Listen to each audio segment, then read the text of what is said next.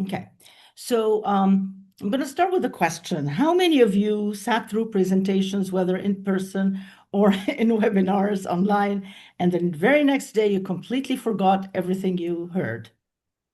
I'm one of those, actually. And so as I started preparing my presentation today, I wanted to make it full of stories, um, tidbits from research, make it very different so that it can resonate with you tomorrow morning.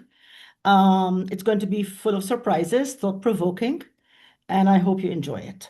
So in making this presentation, I have a disclaimer at the beginning. This was done by me, my brains. No AI was used in the making of this presentation. It's based on my original thought, and of course, I followed APA guidelines. I'm going to start by telling you the truth of the matter. The truth of the matter is very uncomfortable. AI is here to stay. Whether we like it or not, it is challenging us as teachers, it's challenging our students, and it's unfortunately doing the heavy lifting in our classes. Maybe this discussion today, in this presentation and discussion, I hope that this will help us move forward in the coming weeks and days, and as we start for preparing for our new semester. And maybe this basically will add value to the way we look at tasks and assessment in the future. Please feel free to push back if you need to. I will ask you at different points in time to add your thoughts and your opinions. I promise I'm not going to put you in breakout rooms. I will seek your ideas and an input. And at the end, there's going to be a gift from me to you and an open mic where you can ask me any questions you may have. So this is the menu for today. We have a lot to cover. I'm going to tell you a story. I'm going to start with a story. I love storytelling. AI agents went rogue a few weeks ago. And I know many of you probably heard of this, but they were trying to test, ChatGPT, OpenAI was trying to test two new AI agents in what they call it, a secluded environment. It is called a sandbox where there is no access to the internet. So they can basically give a task to AI agents and have them finish certain steps in a certain order without access to the internet and report back. So what happened is that basically these two AI experimental AI agents went rogue, found a loophole, accessed the internet, went into a platform, an open access platform called Hugging Face, hacked it, stole the data, copy pasted, plagiarized the answers to the task they have to do, and came back and reported. So basically, AI is not what it seems to be, and there's a lot of experimentation. The jury's out still. So here's your first question. It's not a quiz. It's not a test. Just think with me, think for a moment as we try to answer the following, okay? So this is what I'm going to be trying to talk about today. So I want you to think about these two questions. A brief think time. You don't need to answer or tell me anything. But if your answer to these two questions is no, unfortunately, you're in the wrong session. The right answer is supposed to be yes. I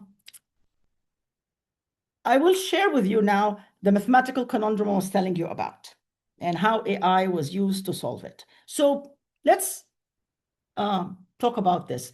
The Paul-Erdős unit distance conjecture. Basically, Paul Erdős in 1946 came up with this mathematical conundrum.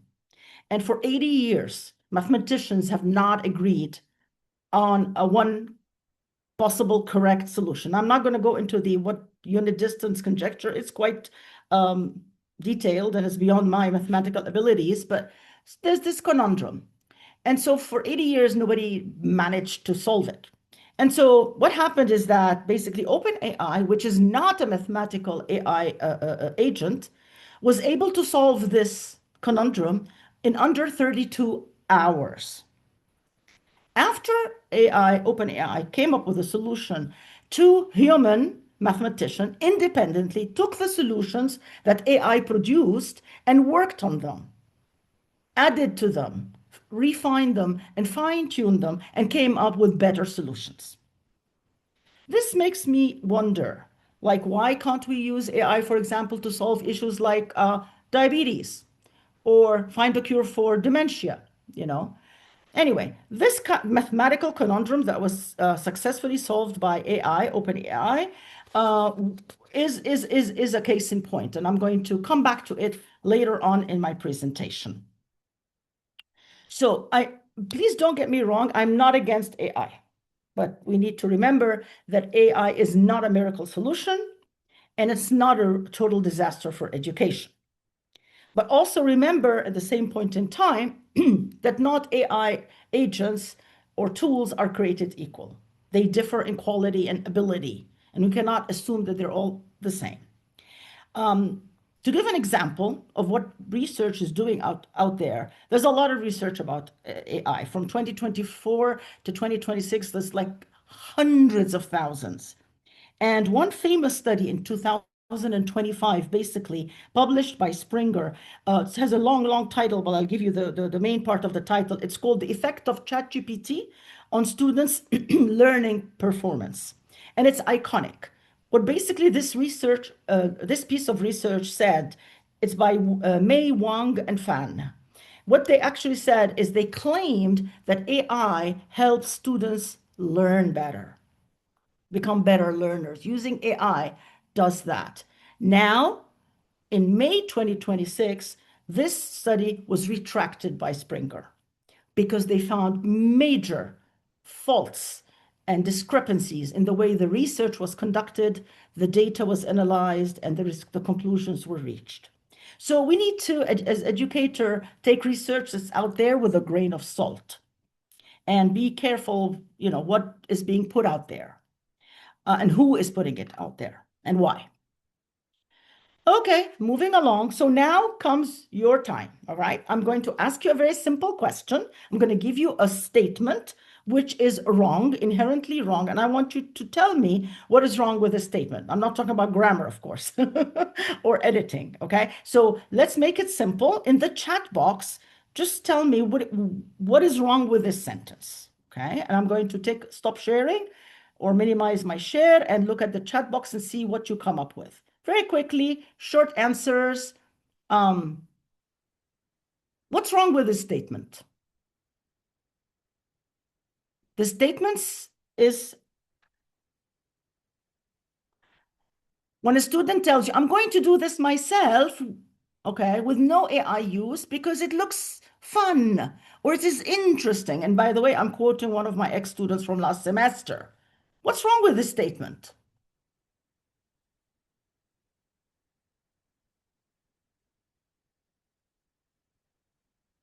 Okay. It thinks that AI, can't help with fun stuff. Okay. If it's not fun, it's not interesting. Okay. AI is fun and interesting. Okay. Right. If only interesting thing, they will do only interesting things. Okay, fine. AI is for routine stuff and boring stuff. Yep. Assumes that students only can be doing their work themselves if they think it's fun or interesting. Yes, perfect. All right, so I'm going to go back to my presentation. I'm going to tell you why I think this statement is wrong or what I think about this. Okay, so what's wrong with this statement? First of all, this statement assumes that AI is the default zone. All right, this is the regular thing. We have to go to AI. This is the go-to place. And AI is an echo chamber. And we go there to get these ideas and basically parrot them. And of course, the huge assumption is that we need AI. We cannot live with it without AI. So this is what I think is wrong with this statement. And this is my solution. And if you look at this solution, this would be my thesis for this presentation today. Right? We don't want to ban AI. We need to teach students how to think using AI and how to think against AI. And this is very important. The last statement is very important, to work against AI. And I'm going to tell you how. So we need to start thinking about our assignments, our assessment, our tasks, whatever we give the students. If the assignment and task that we give our students can be completed fully and accurately using AI, then we have to question ourselves. The students are not learning. What are they learning? If they can just put the assignment through AI and get the results, so let's just cut the middleman and let's just go on with it without, any learning. And another thing is that, and this is a very famous picture, and I'm mentioning the owner of the picture because it basically highlights the dilemma. Okay. AI is being used, and people are accusing AI tools of creating a critical thinking crisis. But the problem is that the reality is that the crisis has always been there. There has always been a critical thinking problem in our classes before AI came into the scene. Now we go off and we just basically say, oh, it's AI. AI is the reason. The students can't write because of AI. No, it's always been there. And maybe AI magnified the problem. We'll see. We'll talk about that more. So AI, yes, is part of the problem because of many reasons. And researchers have called it's an effortless trap. AI is effortless. It's a trap because learning and teaching should be as a result of a struggle to produce, a struggle to learn, a struggle to acquire. And AI comes and voila, very quickly creates this illusion of learning. So it doesn't mean that AI is harmful, but AI makes the learning effortless, very easy. And we know that learning, studying, writing a good essay, writing a good research paper requires a lot of cognitive effort. So what we're trying to do here is maybe possibly use AI as a support for thinking, not a replacement of thinking. Then it will be valuable. So before we get into the nitty-gritty of things, I always like to define constructs. I always like to define terms. And with the introduction of AI, of course, one of the most important terms we want to define is the word thinking, because thinking has become very essential in the 21st century, and of course, with the advent of AI. So again, in the chat box, if I may, just give me a word you associate with the word thinking. What comes to mind when I say thinking? What does thinking mean to you as educators?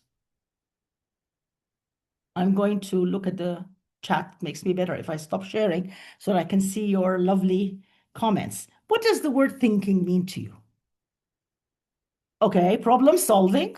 Okay, mind, cognitive load, making sense, metacognition, analyzing, reflecting. Oh, wow, very interesting. Being human, yes. Yes, ideas, unique ideas. Excellent, excellent, excellent, excellent. All right, let's continue. So I thought I'd go to my wonderful friend, Wikipedia. Something very simple, something very low-key, nothing, exceptional, and ask, what is the definition of critical thinking? And the top part, of course, you all know the top part: analyzing, finding evidence, observations, argument, making sound conclusion, informed choices. But what caught my attention is the last part, highlighted in yellow. Thinking, or critical thinking, of course, involves recognizing underlying assumptions, giving justifications, and evaluating justifications. And this is the crux of the matter. This is why human thinking will always be different. Remember these words because we're going to come back to them. So I cannot talk about critical thinking without showing the iconic picture that we've all seen when I first even thought of becoming a teacher, I was sure, this image was shared as an iconic image to describe critical thinking. It's the sum total of these little nitty-gritty bits of pieces. It's like a mosaic, because the big picture is that this is an elephant. It's not a tree, it's not a fan, it's not a snake. So the big picture is always very important when you're thinking, and this comes to the point of what is the value of thinking? What is the value of critical thinking? Of course, simple memory retention, long-term memory. And of course, student agency. They feel independent. They feel confident because they can think, and these ideas are their own.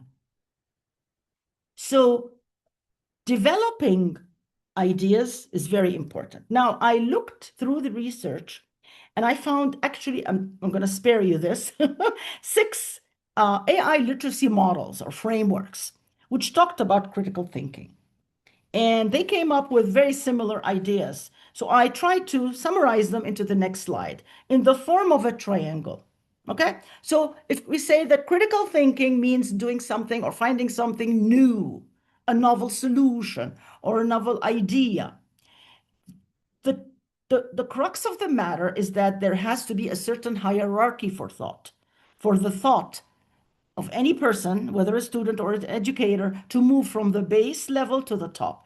We will begin always with the problem solving, using the existing skills, reading, writing, analysis, summarizing, whatever, and then exploring using AI. And then comes the part where you can originate or invent solution. What some educators have been doing wrong is that they have been now going into the middle tier, explore AI, and they go into class and go, voila, here you go, let's explore AI. Let's use AI as a tool without doing the basis or the groundwork. And then they later also ignore the important peak, which is originating, giving them the chance to originate and invent solutions. And this will bring us back to the story I gave you at the beginning of my session today, talking about the Paul Erdős mathematical problem, where basically we used our existing skills for 80 years to solve a mathematical problem, and then we explored using AI, and then 2 human mathematicians independently came up with a better solution than that, the one produced by AI. This leads us to what's happening with Bloom's taxonomy. Of course, we're all familiar with Bloom's taxonomy, and anybody who did any studies related to teaching and education knows Bloom. Bloom started with the 1956 taxonomy, where it had these tiers. You all recall that, right? And then in the 2000s, it was turned into a triangle. Some terms were changed, like, knowledge became remembering and evaluation became creating. But then here is the paradigm shift. Now people are talking about unblooming Bloom's taxonomy. In 2025, Tina Austin basically said, we cannot think of Bloom's taxonomy anymore. This triangle doesn't work for us anymore. What we're going to think of is a reflection loop, a metacognitive loop. And I saw in the chat somebody basically, I'm sorry, apologies, I can't remember who said that, but talking about basically a metacognitive loop, metacognition. Okay, so let's see, what does it mean? What does this new circular model talk about? So it's unblooming Bloom, thinking of it as a reflection loop. All right, we want a cycle that it's fluid with 4 metacognitive checkpoints, but you can start at any point. You can begin at critiquing, you can begin at questioning or generating or refining, as long as each stage moves and leads to the other. And basically, there are checkpoints for, and this is an important part I'm going to talk about later, checking comprehension. I want to check their thinking. And I'll tell you how in a minute. So in this metacognitive reflection loop, the students are co-creating with the help of AI. They are critiquing, verifying AI output, and the term for it, and this is a very important term to remember, productive friction. This is what I was referring to earlier about basically the effort exerted into learning and the pain and suffering that goes with it, that we all went through to learn. It wasn't at the press of a button that we got the output.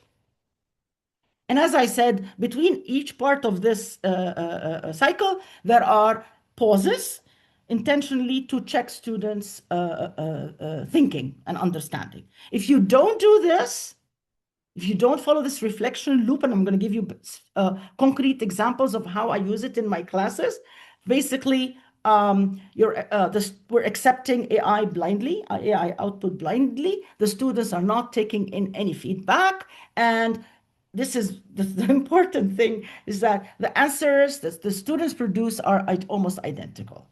And I've seen that in my essays. I teach essay writing, academic essay writing, and basically the students have come up with the same examples. I see the same examples in 20 plus essays. And of course, same source, AI. All right. Apologies. One more question. Very short. I need one word answer to this question, okay? So in the chat box, I need you to tell me about the term MIT researchers in 2025 coined. There was a term that was coined. It was this term describes the effect when brains work less and use AI a lot and too quickly. What is this term called? Let's check the chat. See if you remember. It's a two-word term. Somebody says brain rot. Okay, everybody but brain rot? Anything else other than brain rot? The effect brain rot?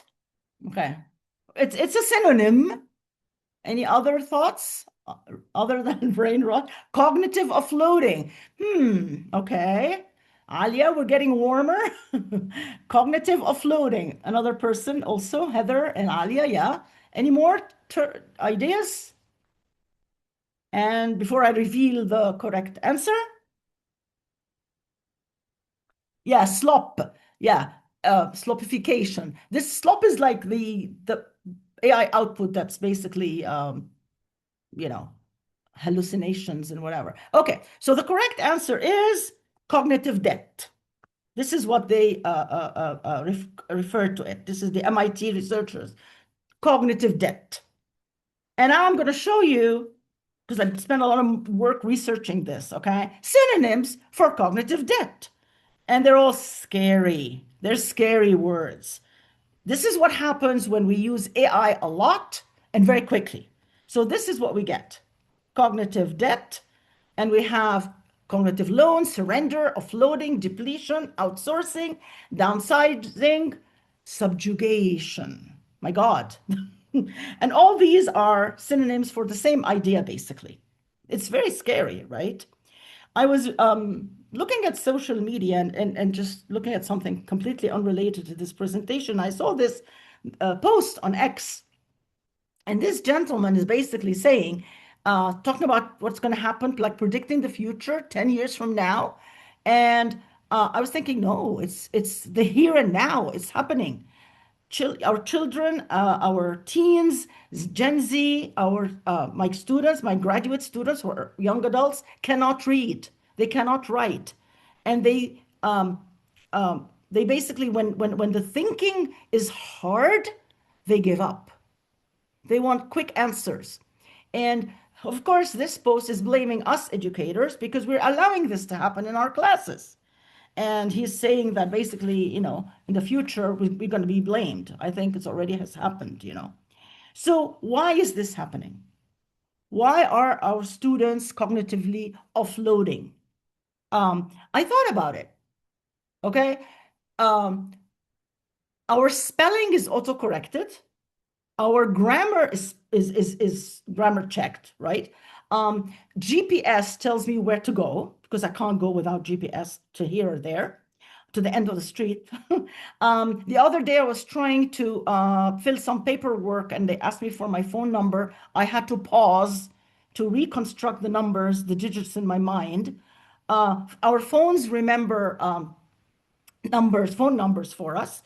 And so basically the world revolves around technology. And now, unfortunately, it has entered into our classes. The same thing is happening in our classes. The students cannot read, the students cannot write, and they cannot think. So they give up. And I think, and this is why I'm giving this presentation today, before we unleash technology on our students and AI tools, we need to teach them how to think first and to ensure that they think as they use AI and as they use technology.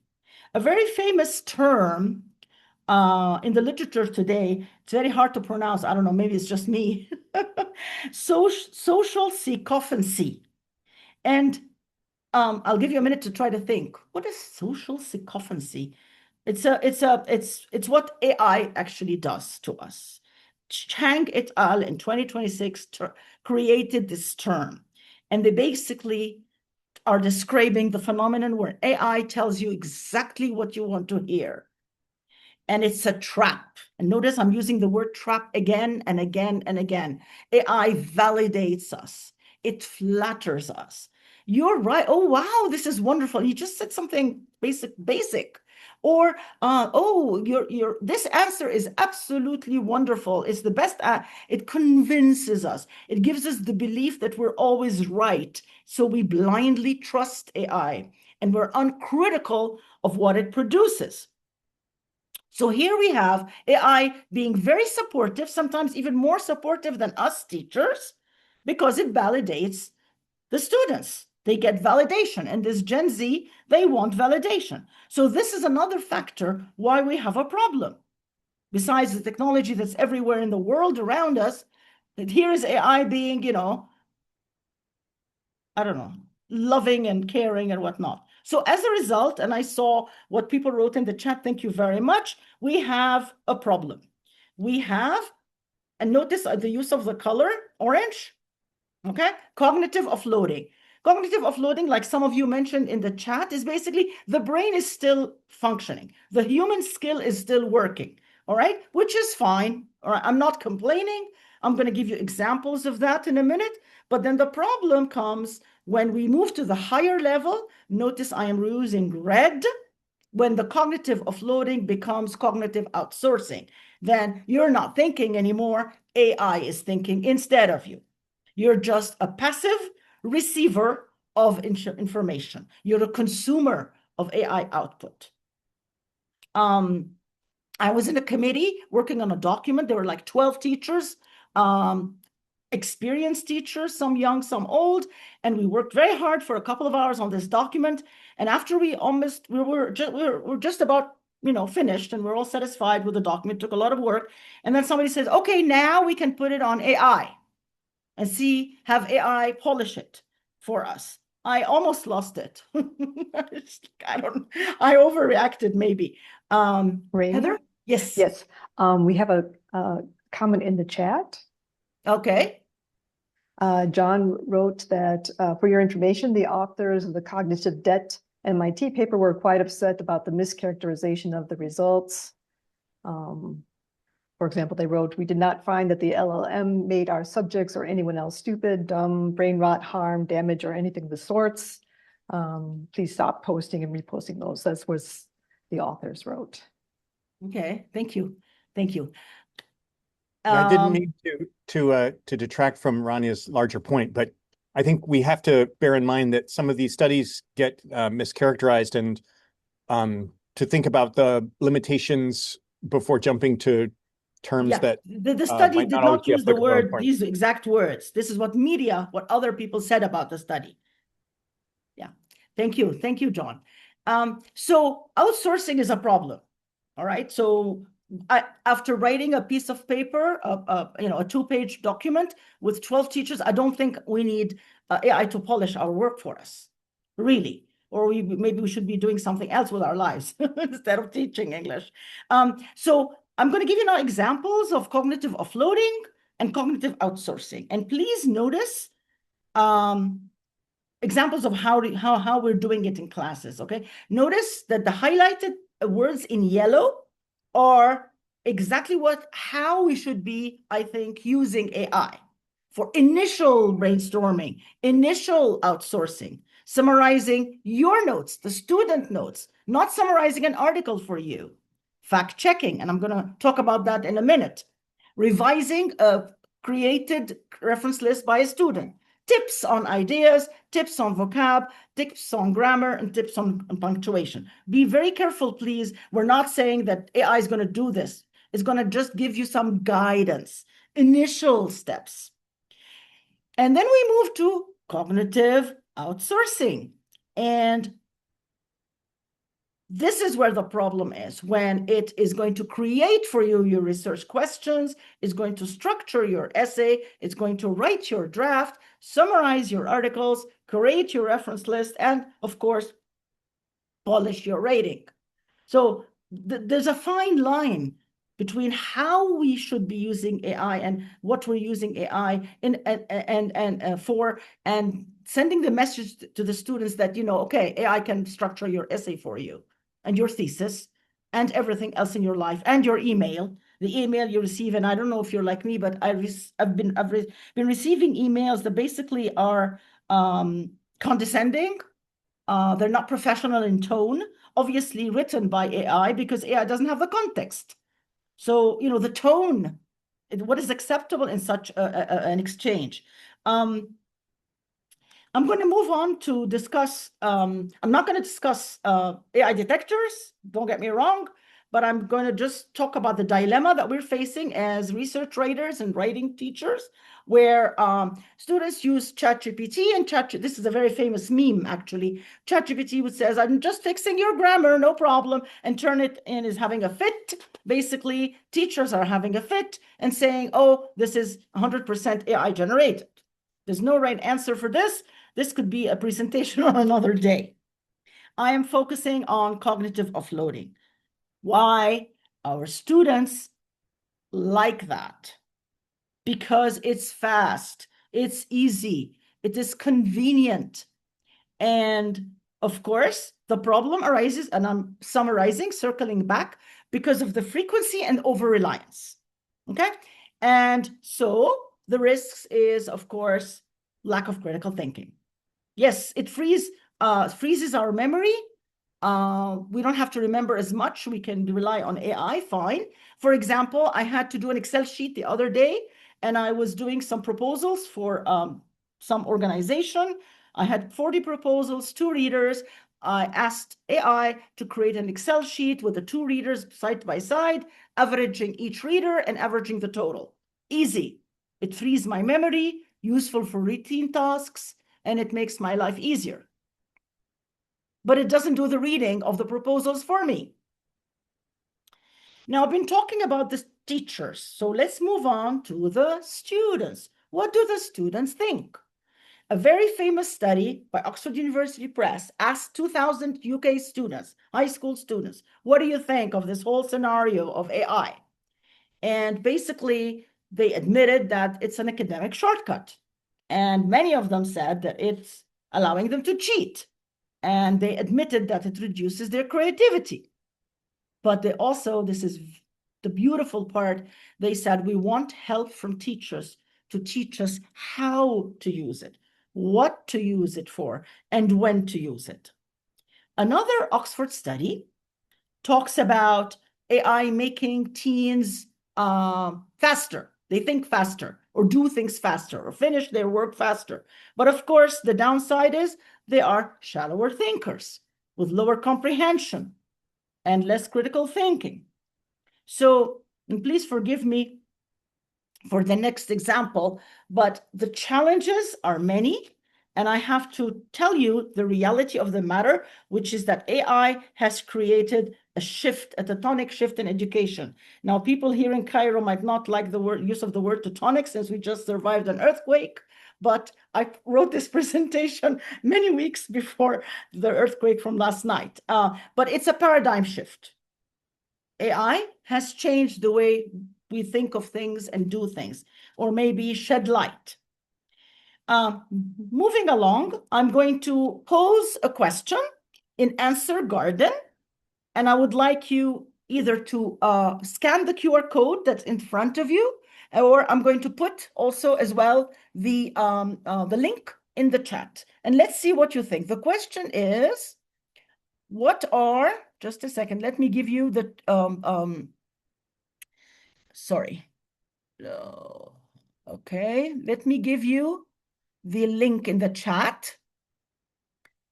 So to help you, maybe that's easy, faster. Okay, where is my chat? Here's my lovely chat. Okay, Answer Garden. And I'm going to share the screen now so that you can see the question on Answer Garden. Okay, the question is, what is a challenge AI poses in your classes?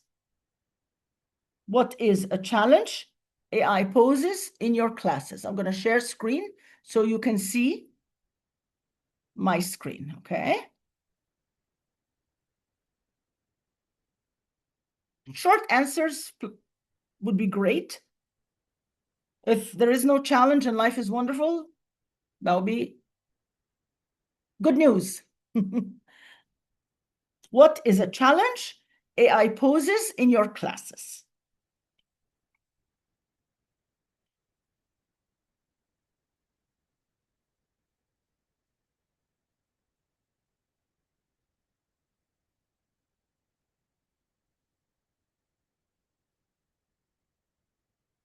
Okay, less thinking. Students turn to AI first. Of course, we cannot control them when they're at home, right? Career disruption, interesting. Very interesting. Misuse, yes, definitely. Bad results and blame AI, yes, yes, yes. Oh, I didn't write this. AI wrote it, or I told AI what to say. I love this one. A challenge AI poses in your classes. Bias, yes, thank you. Plagiarism, definitely. Cognitive bias, yes, yes, yes. Wonderful. Oh, this is great.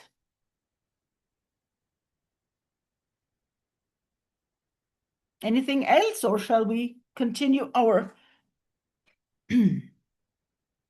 I think career disruption, yes. Yeah.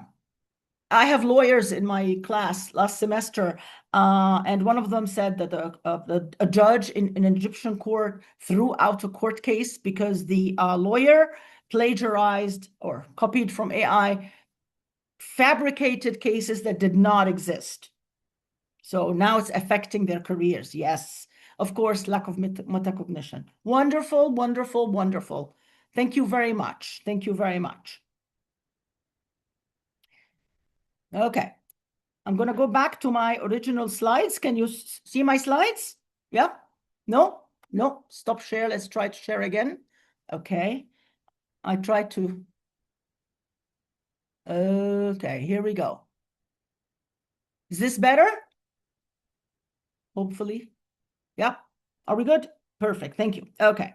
So let's talk about the harsh reality. We need to tell our students that AI can produce wrong answers.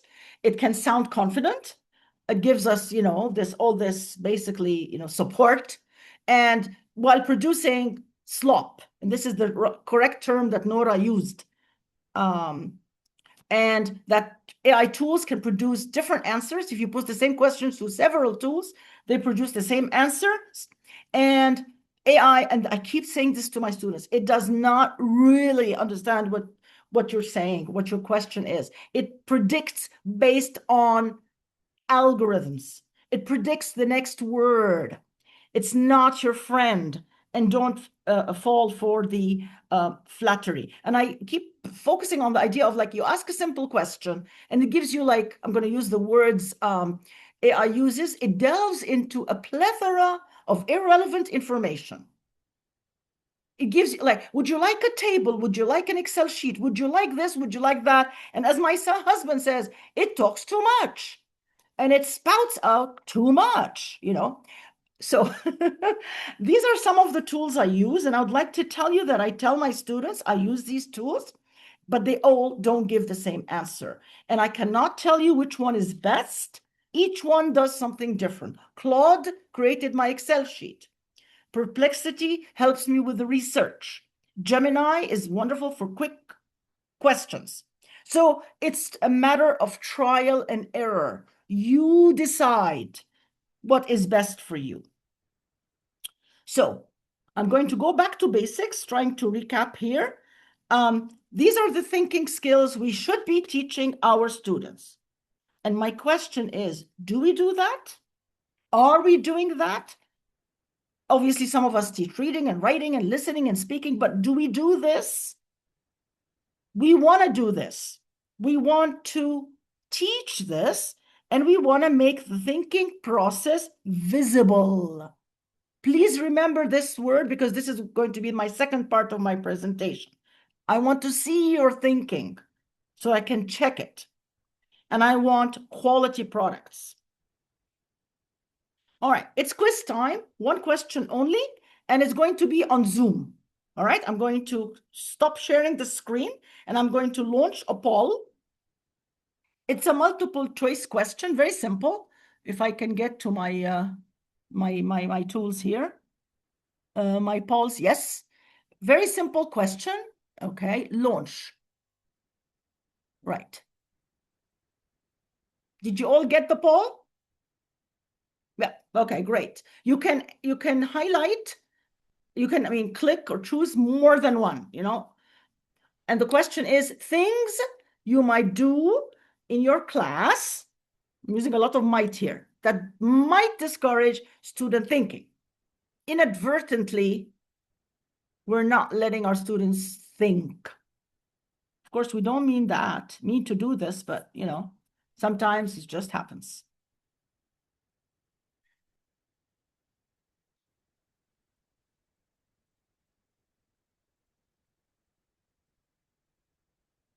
Okay. So I have 12 out of 23 participants, more. Okay, 60% participated.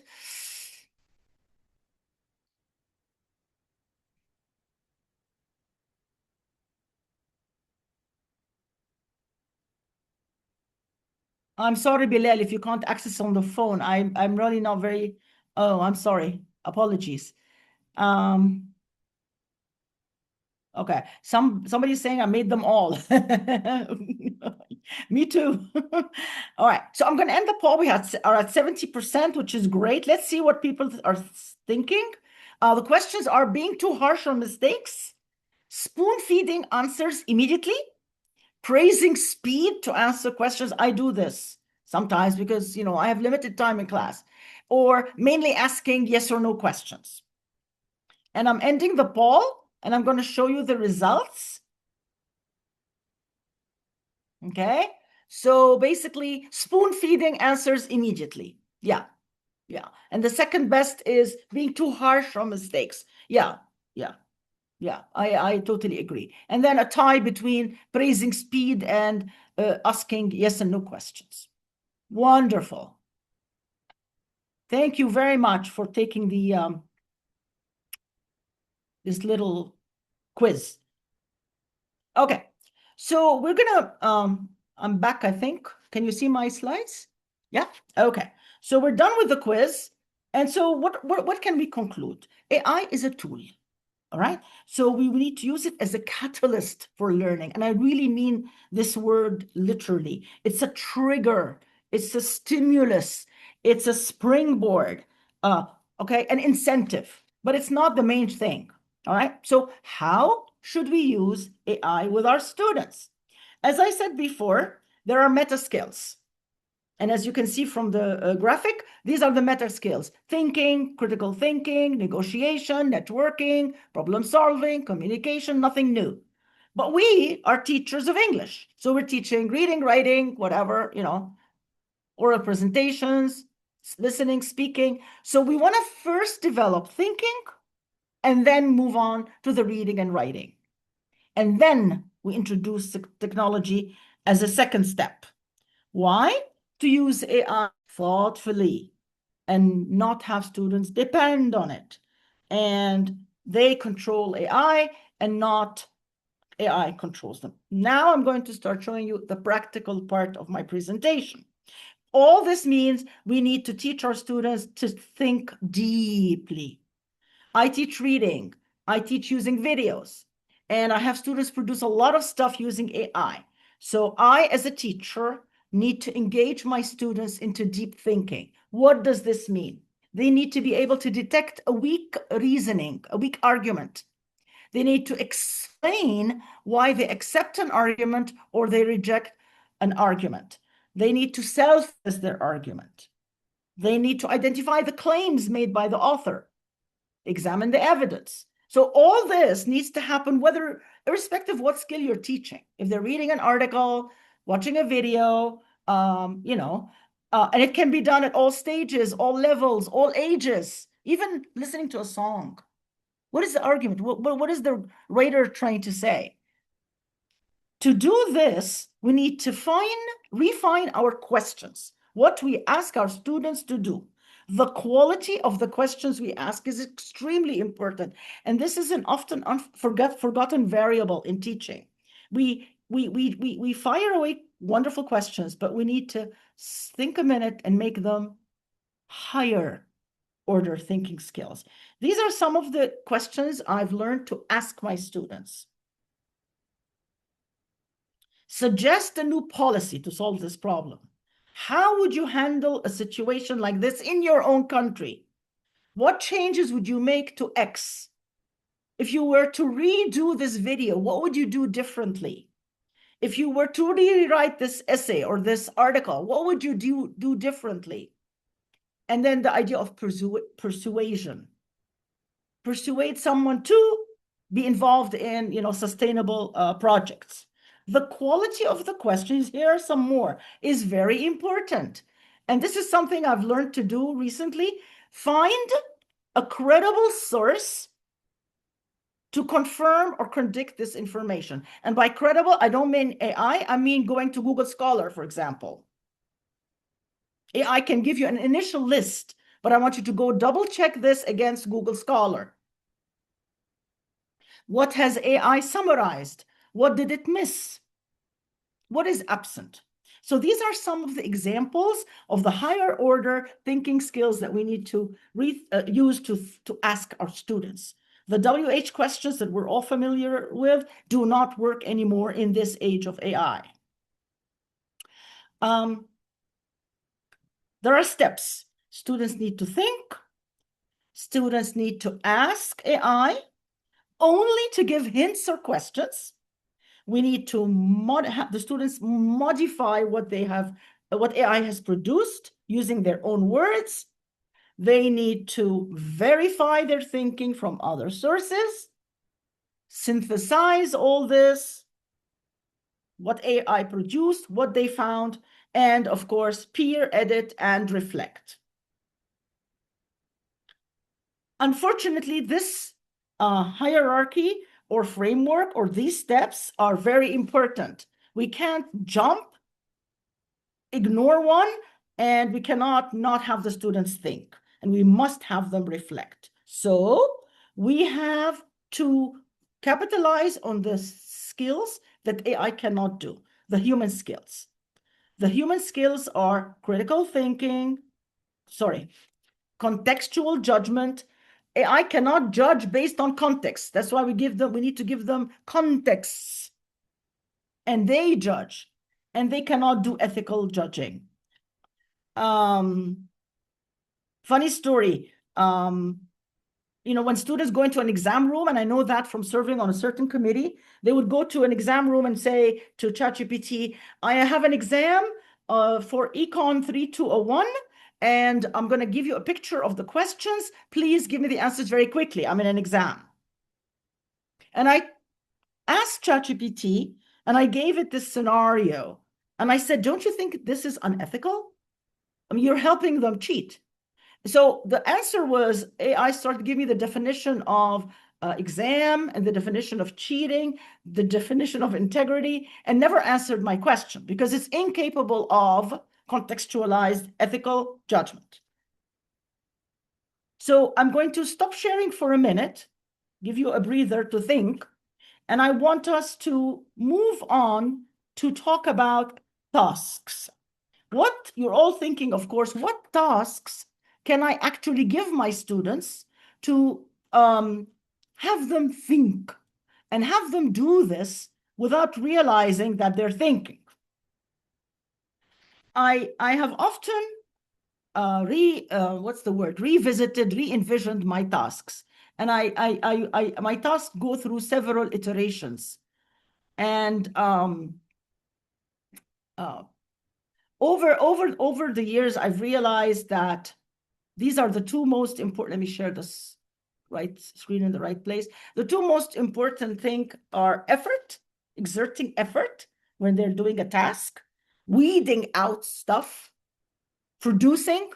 It's, as I said before earlier in the presentation, it's laborious and it's time consuming, but also reflection, taking time to reflect after the task.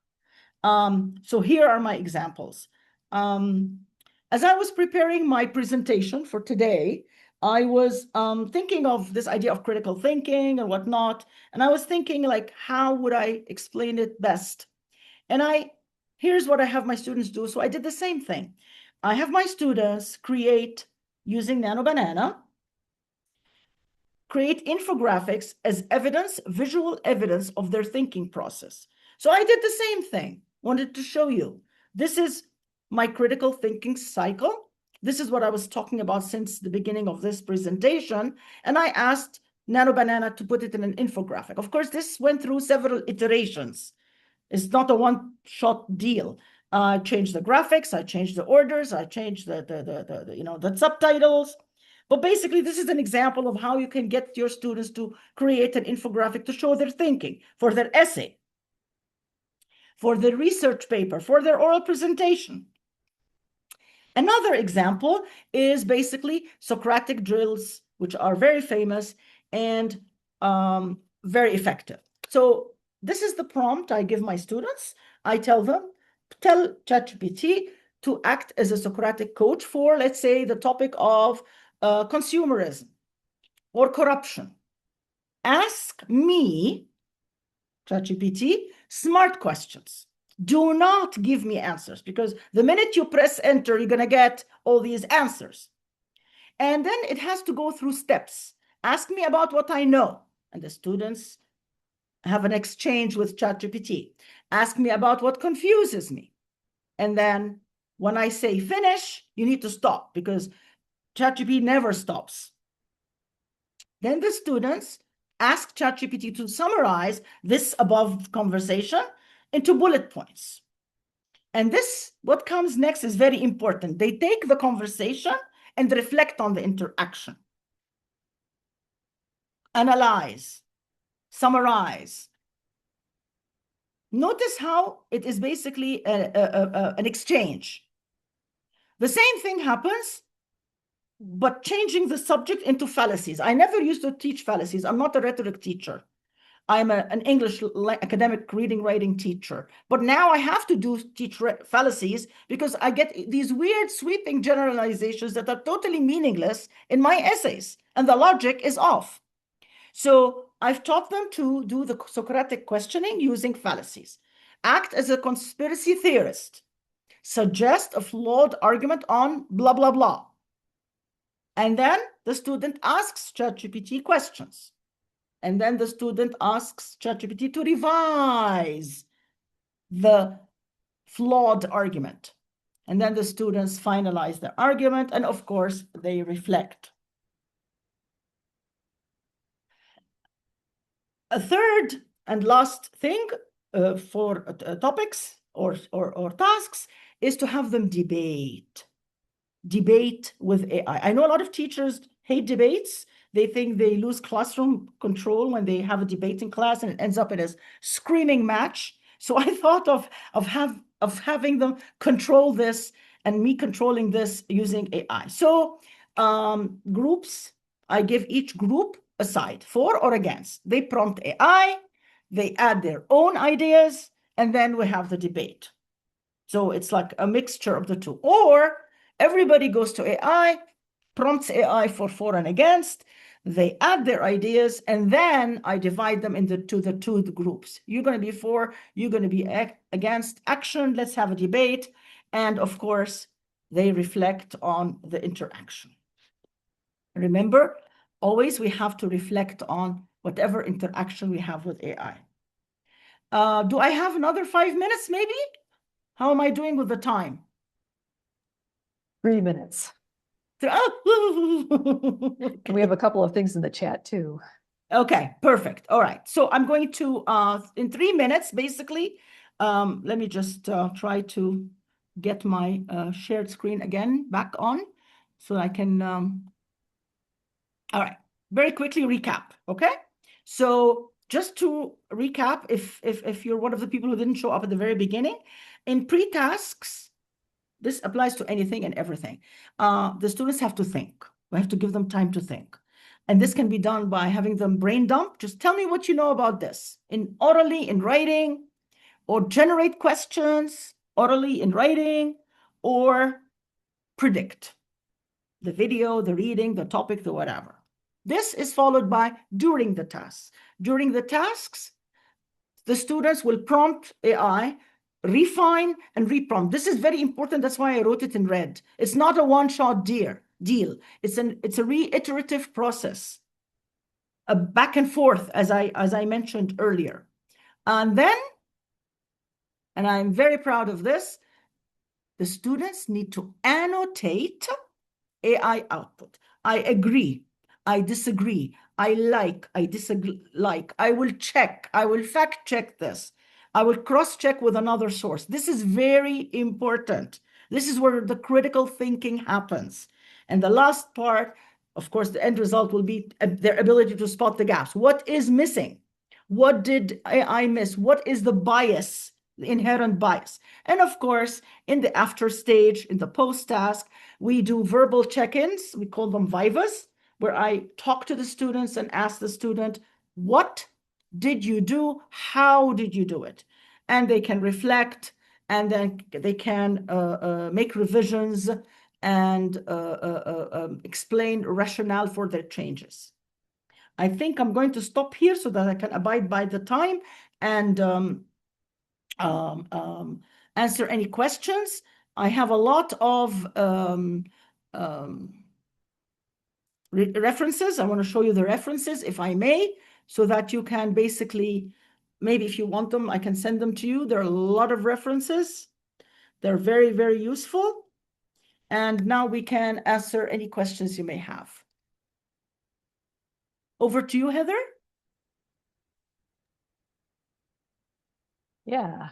Thank you. There are a couple of things in the chat. Okay, perfect. But it's we're nearly up to the top of the hour again. So anybody who has to leave, thank you so much for coming. Thank you for coming to begin with. It's August and people, I'm sure, need to be taking some time off. Thank you for joining me. Any questions?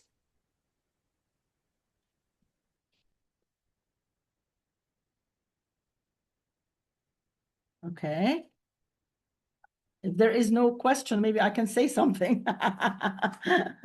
I just want to say that AI really is not the intervention. The intervention, basically, in the crisis we're facing with critical thinking is the task we produce. That we need to rethink, re-examine the way we create tasks and assignments to ensure that the students basically critique AI output, do not accept it blindly, teach them how to do that, how to critique their the AI output and question it. Vivas are very good, by the way. I'm all for Vivas.